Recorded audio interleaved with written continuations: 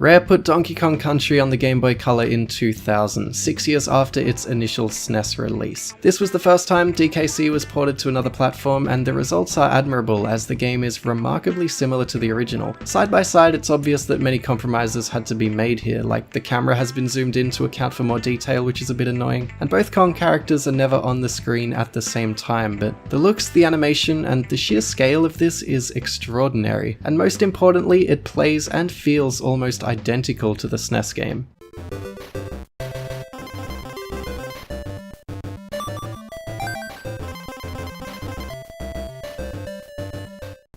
Wacky Racers from 2000 is a Mario Kart style racer based on the Hanna-Barbera cartoon of the same name. This was made by the programming genius duo Velez and Jubail, who you might know as the same people behind some of the most impossibly impressive Color and GBA games. Just last week I made an in-depth video about their Driver 3 port if you'd like to know more about them. This game is yet another of their handheld hardware pushes with its large scrolling backgrounds, its smooth animation and scaling of sprites towards the camera, and its textured track which weaves over hills and through valleys. It's an outstanding pseudo 3D engine for the Color, and it's a pretty fun game too.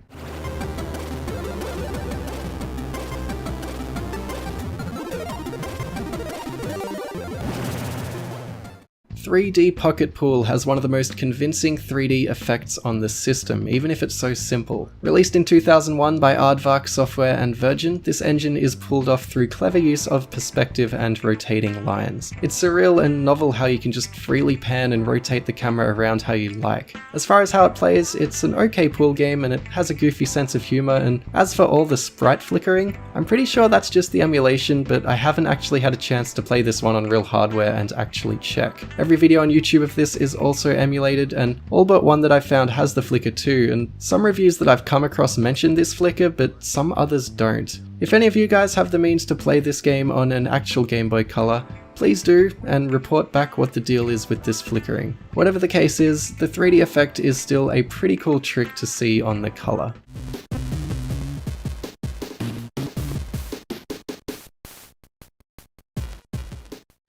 Like DKC and Shantae, Raymond's Game Boy counterpart from 2000 is a platformer which really stands out thanks to its visuals. Super detailed levels that feature backgrounds behind Rayman and foregrounds in front really set the stage with a masterful use of the limited color capabilities. Everything animates really well, with small touches like Rayman balancing on the edge of platforms, and the gameplay is effortlessly smooth.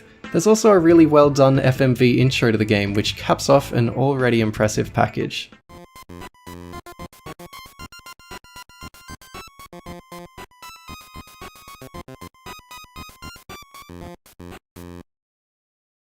Championship Motocross 2001, featuring Ricky Carmichael by TRTX Designs and THQ, runs on the same engine as Toy Story Racer from the last video, with a pre-rendered slideshow-ish background providing a track. And like Toy Story Racer, it also had a PS1 release. Tech-wise, nothing has really changed here, but I still think it's interesting to see this engine adapted for more realistic visuals, and the cornering feels a lot better here than it did in Toy Story.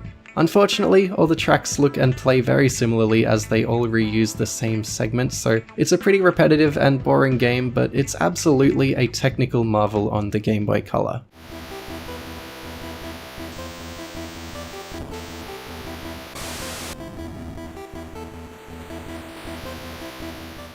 That's the 5. Thanks for watching. I hope you enjoyed it. I'm going to leave you with one of the most sort of interesting comment section conversations I've had on one of my videos. It starts with this little guy named Beef Collarbone. Can you do a review of the Nameless game, please? And then JB swoops in and he responds, he says, "He did, idiot. Watch the video."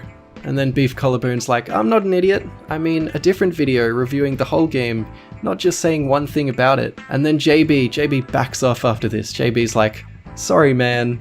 Beef Collarbone, "It's cool. Thanks for saying sorry." And then JB goes full blown in the other direction. "I'll sub to you for not understanding your comment." Beef Collarbone comes back, "Thanks so much. Have a nice week.